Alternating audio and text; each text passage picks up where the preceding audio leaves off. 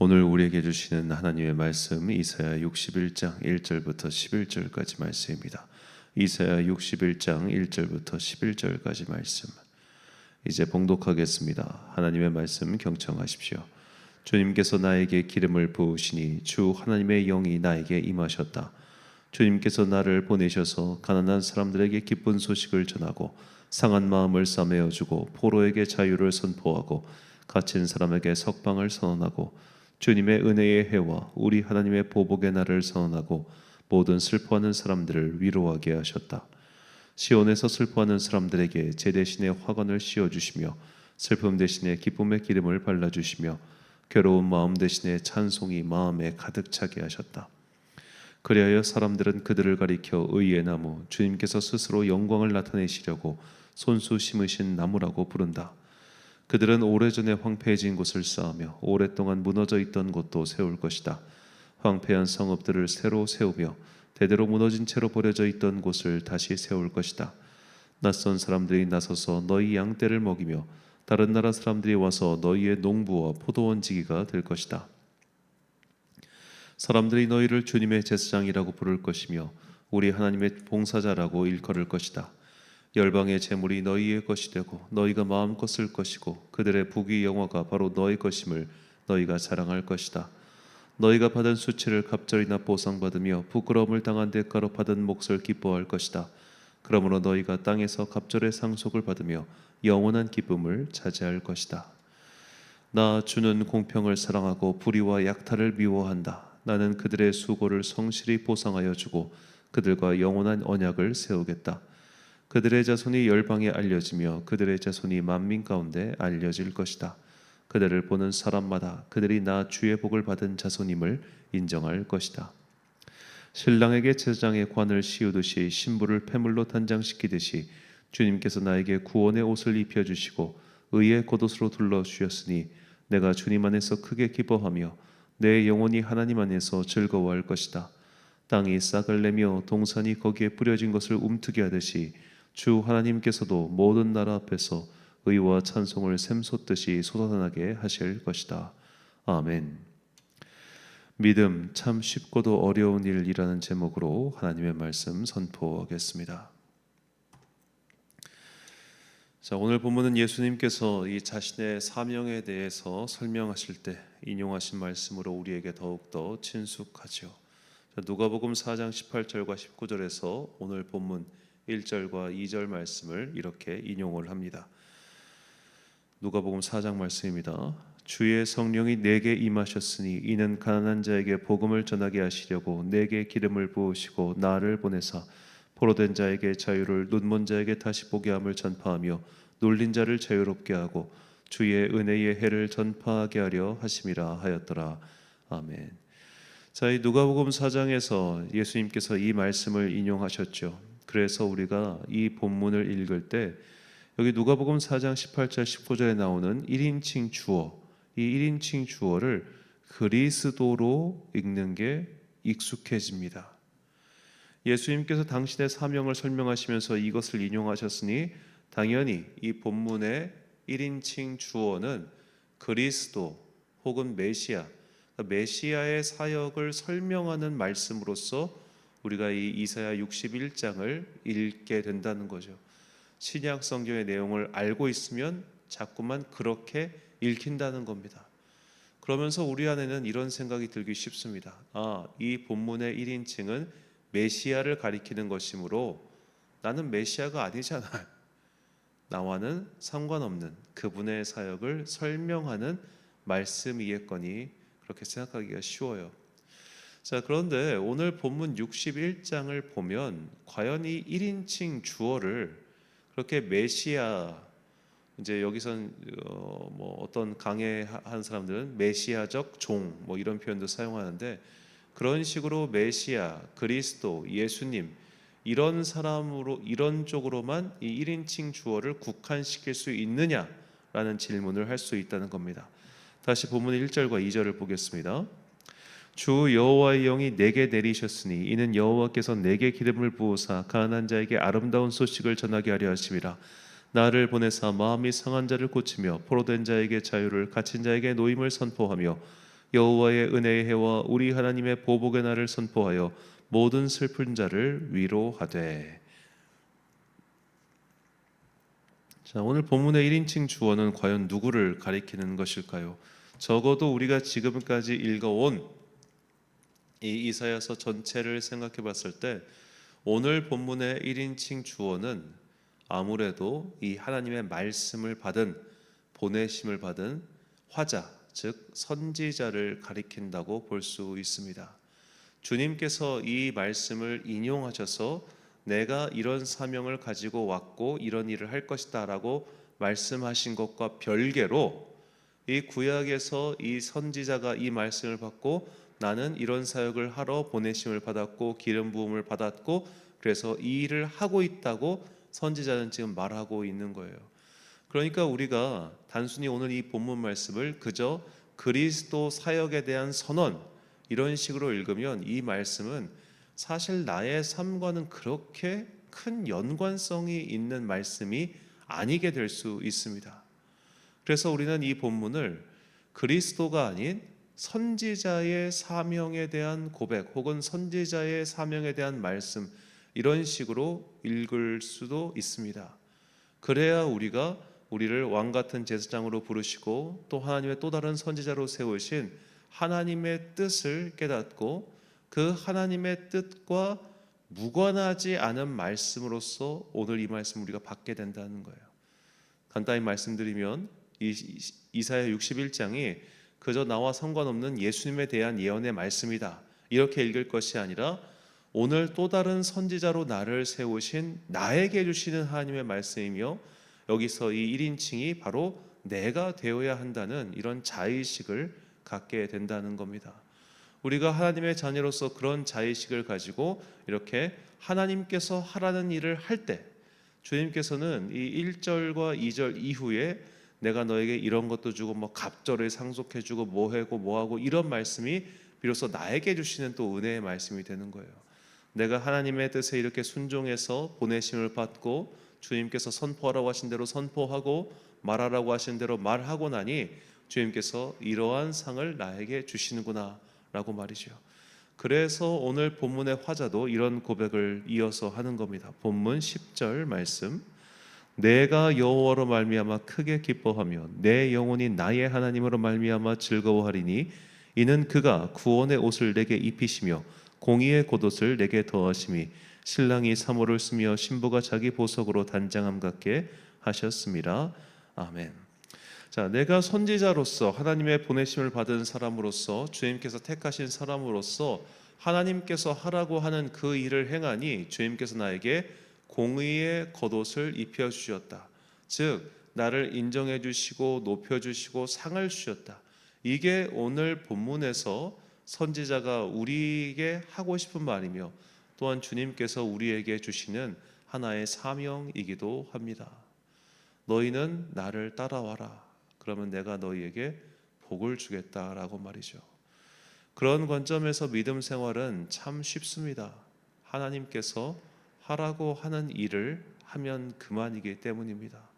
그렇다면 주님께서는 우리가 무엇을 하기를 원하실까요? 오늘 본문은 우리가 아까 1절과 2절 잘 보면요, 전부 입으로 하는 거예요. 선포하고 선언하고 위로하고 하는 모든 것들은 다 입으로 하는 겁니다. 주님께서는 우리에게 갇힌 자를 풀어주라고 하지 않으셨습니다. 주님께서는 우리에게 묶여있는 자들을 네가 가가지고 그 발에 쇠고랑 다 뿔러내, 감옥에 갇혀있는 자를 네가 구원해내, 이렇게 말씀하지 않으셨어요. 놓일 것임을 선포하라고 하십니다. 가난한 자에게 네가 가진 것을 돈을 들여가지고 그를 가난해서 건져줘, 너의 사회 구조적 문제를 해결해, 이런 말씀 안 하세요. 위로하라고 말씀하시죠. 물론 그 위로에는 당연히 어느 정도 경제적인 책임이 수반되어 있는 것도 사실이지만 주님께서는 우리에게 어마어마한 사명, 즉 경제적인 구조적 문제를 해소하고 이 세상의 여러 가지 모순적인 것들을 너희가 다 해결하고 그렇게 하면 내가 너희에게 공의의 겉옷을 입히겠다, 그런 말씀 안 하세요. 바꿔 말하면 어려운 거, 힘든 거, 진짜 막 야 이거 어떻게 해, 그런 것들은 하나님께서 하실 것이니 너희는 그저 스피커로서 말하라, 이겁니다. 자, 우리가 하나님의 선지자의 사역들 그리고 성경에 나온 주님께서 그의 백성들에게 요구하시는 것들을 한번 잘 생각해 보십시오. 우리에게 기상천외한 것들을 요구하십니까? 우리에게 너희는 반드시 40일 금식 기도를 하고 살아있는 동안 몇 명을 전도하며 뭐 얼마간 헌금을 하고 뭐 이런 것들을 요구하시던가요? 그렇지 않습니다. 하나님은 우리에게 그런 거 요구 안 하십니다. 오늘 선지자의 사명처럼 정말로 어려운 것들은 다 하나님이 하시고 너희는 그저 너희의 정체성과 너희의 삶의 방향을 명확하게 설정하라는 거예요. 선포자의 역할이 그런 겁니다. 선포자의 역할은 그가 그 선포를 함으로써 나의 진영 그것을 명확하게 하는 겁니다. 정치권에 비유하자면 이쪽 땅에서 대변인 하던 사람이 저쪽 땅 가서 어느 날 갑자기 대변인을 할 수 있겠어요? 대변인을 한다고 하는 것은 그 당의 정체성을 내가 가장 명확하게 여기저기 전하고 다니는 거잖아요. 즉 그는 누가 보더라도 그 당 소속이에요. 누가 보더라도 그 당의 사람이에요. 마찬가지로 우리가 하나님의 선지자로 부름받아서 하나님의 일을 선포하고 다닌다고 하는 것은 내가 언제 어디서나 있어도 쟤는 교회 다니는 애, 쟤는 그리스도인, 이게 뚜렷하게 보인다는 겁니다. 그렇게 살라는 거예요. 너희가 그렇게 살면 내가 너희에게 공의의 겉옷을 입혀줄게. 그리고 그렇게 뚜렷하게 사는 그 뚜렷한 행적이 뭐냐? 어디 가나 가가지고 너 예수 믿어, 같이 교회 가자, 이런 것 전하는 것뿐만, 이것만을 말하는 것이 아니라 바로 하나님이 기뻐하시는 그 일을 행하는 사람, 그럼으로써 자신의 편을, 자신의 소속을 명확하게 드러내는 그 사람, 그 사람이 선지자고 너희가 그 사명을 할 때 내가 너희에게 공의의 겉옷을 입혀준다. 이것이 오늘 본문 말씀을 통해서 우리에게 주시는 하나님의 뜻입니다. 그래서 믿음 생활은 참 쉽고도 어렵습니다. 편을 분명히 하면 되는데 그 편을 분명히 하면은 쉽죠. 근데 내 마음속에 자꾸만 내가 저쪽 편하고 싶은 마음이 있어요. 유치한 비유를 다시 들자면 내가 정체성은 내가 지금 해야 되는 일은 국민의힘 대변인인데 자꾸만 내 속마음은 저 민주당을 대변하고 싶어요. 이러면 어렵죠. 근데 내 마음과 내 생각이 이미 이쪽에 다 완전히 굳혀 있으면 그 내적인 모순이 있을 게 무엇이며 갈등이 있을 게 무엇이겠습니까? 즉 우리 안에 하나님의 뜻을 따라 선하게 살고자 하는 의지가 있을 때 믿음 생활은 너무나 쉽습니다. 어려운 일들은 하나님이 다 하시기 때문입니다. 그러나 자꾸만 내 안에 세상을 따라가고자 하는 마음, 나도 그냥 저렇게 편하게 살고 싶은데, 나도 그냥 저렇게 이기적으로 살고 싶은데, 나도 그냥 저렇게 세상 사람들처럼 성공을 추구하고 일신의 안위만을 추구하며 살고 싶은데, 그런 마음이 있을 때 믿음 생활은 언제나 갈등과 불편함의 연속이겠죠. 그래서 우리가 해야 될 일이 무엇인지 그것이 분명하고 또 그것을 따라가야 하는 자들에게 믿음 생활은 굉장히 쉬운 일입니다. 주님께서는 우리에게 이런 것을 원하시죠. 미가서 6장 8절 말씀. 사람아, 주께서 선한 것이 무엇임을 내게 보이셨나니 여호와께서 내게 구하시는 것은 오직 정의를 행하며 인자를 사랑하며 겸손하게 내 하나님과 함께 행하는 것이 아니냐. 아멘. 주님께서는 우리에게 착하게 살라고 하십니다. 정의를 행하고 사람을 사랑하고 그렇게 살라고 하십니다. 그런데 너희가 정의 사회를 구현하고 사람들의 모든 근심과 걱정을 해결해 줘야 된다, 그런 거 요구 안 하시잖아요. 그것은 주님께서 하실 일이니 너는 오늘 그저 그의 편에 서서 그의 일을 하기만 하면 된다. 내가 그 편에 설 마음이 있고 그 일을 좋아하는 마음만 있다면 믿음 생활은 참 쉽습니다. 그러나 그렇지 않다면 믿음 생활은 굉장히 괴로운 것이죠. 사랑하는 천안 광성교회 성도 여러분, 그리고 이 새벽을 함께 깨우고 계신 귀한 주님의 자녀 여러분, 바르게 살고자 하는 마음이 있다면 믿음 생활은 하나도 어렵지 않습니다. 바르게 살면 되니까요. 그러나 바르게 살고자 하는 마음보다 내 목적을 이루기 위해서는 수단 방법을 가리지 않는 그런 세상 사람들과 똑같은 마음을 가지고 있다면 믿음 생활은 참 불편하고 힘겹습니다. 내 마음을 불편하게 만드는 것들로 가득 차 있기 때문이죠. 우리 믿음 생활의 목적은 명상을 통해서 심신 안정을 이루는 것도 아닙니다. 어디 심산유곡에 가서 참선을 통해 높은 정신의 경지에 오르고자 함도 아닙니다. 우리는 그저 하나님께서 하라고 하신 바 그것을 실천하기 위해서 모였고 그것을 하는 것이 믿음 생활입니다. 또 주님께서는 우리에게 엄청난 것을 요구하지도 않으십니다. 그저 바른 마음을 가지고 너의 삶의 자리에서 사람을 사랑하고 감싸주고 정의를 행하고 그렇게 살라고 하는 거죠. 여기서 이 정의가 무슨 거대한 담론 속에 있는 그런 사회정의 구현, 이것만이 정의가 아니죠. 어려운 사람을 도와주고 양보해주고 용서해주고 인간의 불완전함을 인정하고 이런 모든 것들이 다 정의로운 행동입니다. 우리가 그렇게 살면 주님께서는 우리에게 공의의 겉옷을 입혀주실 뿐만 아니라 나의 삶의 많은 것들을 돌봐주시고 채워주신다, 그렇게 약속하시는 거죠. 문득 이런 상상을 해봤습니다. 왜 이런 걸 해주실까 생각을 해보니까 이렇게 하나님의 뜻에 따라 정의를 사랑하고 인자를 사랑하는 그런 그리스도인들은 이 세상을 이롭게 만드는 미생물과 같은 존재들입니다. 우리가 이렇게 세상을 이롭게 만드는 미생물들은 지켜주고 보호해 주잖아요.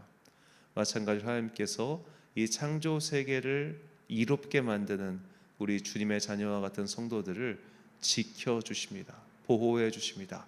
잘 자랄 수 있도록 이렇게 항상 지켜보겠습니다. 그래서 우리는 내가 잘 살 수 있을까? 내가 안전할 수 있을까? 이걸 고민할 게 아니라 오늘 세상을 이롭게 만드는 그 일에 몰두하고 그 일을 행해야겠지요. 이처럼 믿음 생활은 복잡할 것도 어려울 것도 없습니다. 원리는 간단한데 그 간단한 것을 내가 하기 싫어서 마음을 이리 꼬고 저리 꼬는 것에 불과하지요. 하나님의 뜻에 따라 맛을 잃은 소금이 되지 않기 위해서 오늘 내 삶에서 내가 해야 되는 그 일을 미루지 말고 행합시다. 그것이 용서든 포옹이든 혹은 바른 길로 돌이키는 그 일이든 그 무엇이든 간에 오늘 하나님 앞에서 내가 고쳐야 될 게 있다면, 주님의 뜻에 따라 고쳐야 될 게 있다면 고칠 수 있는 마음의 힘을 달라고 기도하시고, 또한 바르게 가고 있다면 계속 바르게 갈 수 있도록 또 힘과 능력 달라고 그렇게 기도로 이 금요일 새벽을 갈무리하는 여러분과 제가 되시기를 주님의 이름으로 축원합니다. 기도하겠습니다. 사랑과 내가 충만하신 아버지 하나님, 주님께서는 우리에게 엄청난 것을 행하라고 그렇게 요구하신 적이 없습니다. 어마어마한 일들을, 세상에 깜짝 놀라는 그런 일들을 행하라고 그런 말씀을 하신 적도 없으십니다. 왜냐하면 그런 것들은 내가 행할 것이기 때문이라고 오늘 말씀하십니다. 그저 너희는 너희의 소속을 분명히 하고 너희의 할 일을 행하라. 그러면 내가 너희의 삶을 지켜주고 인도해 주겠다고 이렇게 약속하고 계십니다. 주님의 약속을 신뢰하며 오늘 하루도 그리스도인으로서 세상의 소금과 빛으로서 인자를 사랑하고 정의를 행하며 살아가는 주의 자녀들 되게 하여 주옵소서. 세상은 점점 더 복잡해지고 우리의 눈을 속이고 있습니다. 무엇이 정의인지 무엇이 바른 길인지 계속해서 우리를 속이며 그것을 감추고 있습니다. 그러나 주님, 이 시간 지혜의 영을 우리 자녀들에게 보내주셔서 우리가 이 땅을 살아가는 동안 무엇이 바름이며 무엇이 틀림인지 그것을 분별하고 살아가는 주의 자녀들 되게 하여 주옵소서. 오늘은 금요일입니다. 이제 10월의 마지막 금요 기도회이며 또 이 성전에서 우리가 드리는 마지막 금요 저녁 기도회입니다. 주님 감사합니다. 2년 5개월의 시간 동안, 3년 5개월의 시간 동안 이 쌍용동에서 주님께서 우리를 지켜주셨고 여기까지 인도하셨습니다. 누군가가 볼 때는 참으로 연약하고 망하지 않는 게 신기해 보이는 그런 교회이지만 주님께서는 우리를 지켜주셨습니다. 마치 사르밧 과부가 매일매일 그 기름에서 기름을 퍼다 나르듯이 우리는 그런 주님의 은총을 받고 여기까지 왔습니다. 눈을 떠보니 수많은 기름통이 있었던 것이 아니라 그저 오늘 쓸 수 있는 그것이 끊이지 않고 나왔습니다. 이것 또한 주님의 크신 은혜요 사랑임을 다시 한번 고백하오니 주님, 우리 교회 새로운 길에 주님께서 함께하여 주옵소서. 오늘 하루도 참 좋으신 우리 주님의 은총과 평강이 모든 주의 자녀들과 함께 하시기를 간절히 소망하오며 이 모든 말씀 우리 구주 예수 그리스도의 이름으로 기도드립니다. 아멘. 오늘의 기도 제목입니다.